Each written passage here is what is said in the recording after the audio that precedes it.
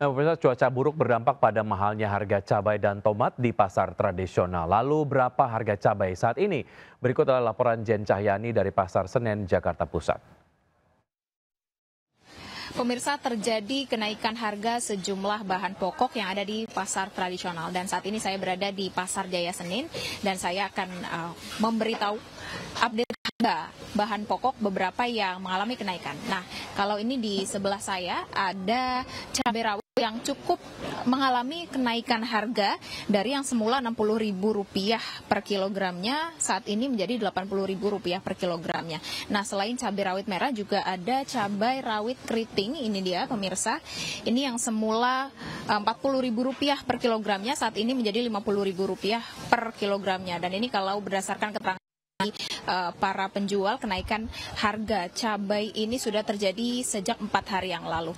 Nah, selain itu untuk harga cabai hijau, ini dia pemirsa, ini kalau cabai hijau yang rawit, ini masih normal harganya di Rp45.000 per kilogramnya, dan kalau cabai hijau yang keriting, ini Rp30.000 per kilogramnya. Nah, selain cabai yang mengalami kenaikan harga yang cukup signifikan, ini juga terjadi pada tomat.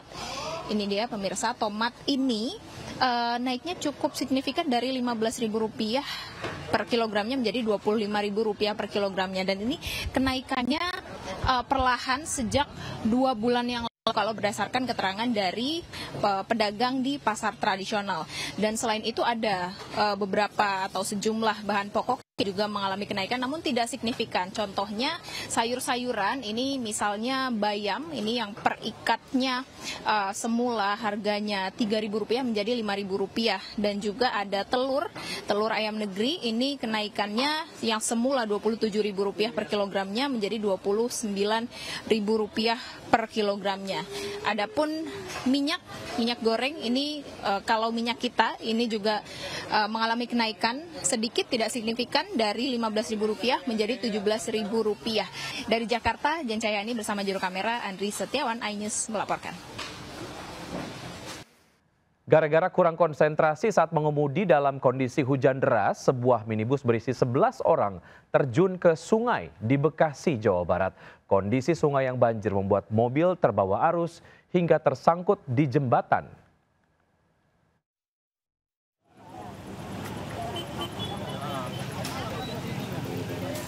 Sebuah minibus berisi 11 penumpang terjun bebas ke aliran kali di Kampung Kedaung, Desa Babelan Kota, Kecamatan Babelan, Kabupaten Bekasi, Jawa Barat, Minggu malam.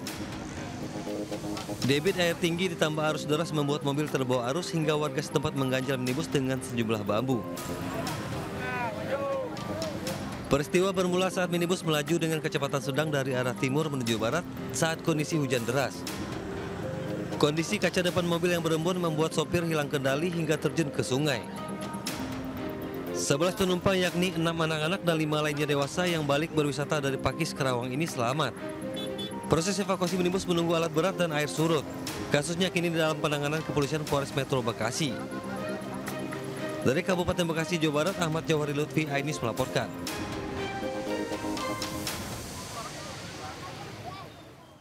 Seorang bocah laki-laki yang menderita kejang-kejang terjebak kemacetan di ruas tol Ancol saat dilarikan ke rumah sakit. Panik, sang ibu keluar dari mobil meminta 2 petugas PJR membelah kemacetan dan membawa korban ke rumah sakit.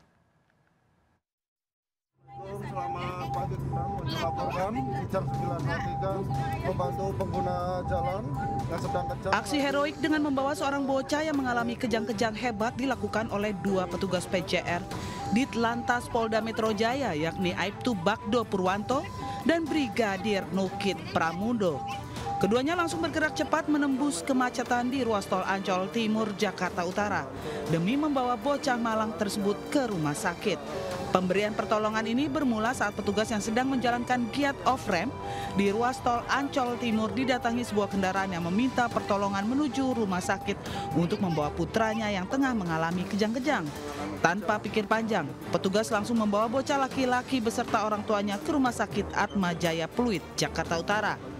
Bocah malang ini telah ditangani tim medis rumah sakit dan kondisinya sudah semakin membaik. Petugas mengimbau kepada para pengguna jalan tol yang mengalami keadaan darurat agar segera meminta bantuan kepada petugas PJR yang tengah berpatroli di jalan tol. Dari Jakarta, Rani Sanjaya, iNews melaporkan. Pemirsa, viral ratusan warga berebut pakaian bekas seharga 10 ribuan di Cilegon, Banten. Promo baju harga ceban diunggah di media sosial. Warga mengantri tak hanya dari Cilegon tapi juga dari luar Pulau Jawa.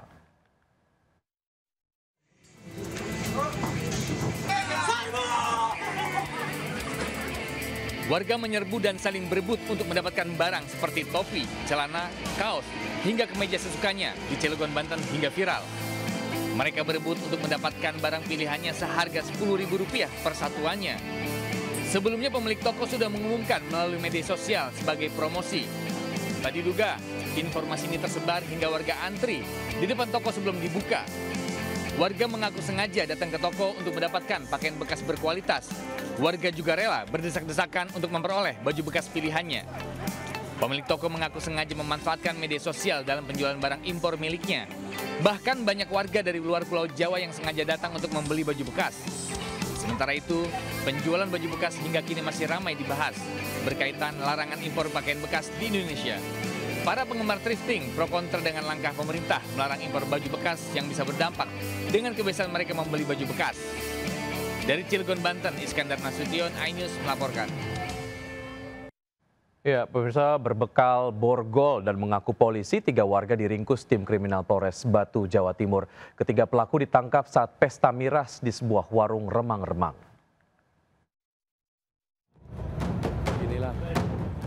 Tiga orang yang menjadi polisi gadungan ditangkap di salah satu warung remang-remang di Kota Batu. Saat ditangkap, ketiga pelaku, Saifur Rahman, Yoyon, serta Fauzan Anwari, hanya pasrah saat pesta miras. Ketiganya digelandang ke Polres Kota Batu untuk pemeriksaan karena melakukan aksi pemerasan. Kasus berawal saat salah satu pelaku meminta tolong pada korban untuk menggandakan uang dengan cara ritual. Mengetahui apa yang dilakukan korban tidak masuk akal dan membawa uang palsu, pelaku menghubungi kedua pelaku lainnya untuk melakukan drama penangkapan.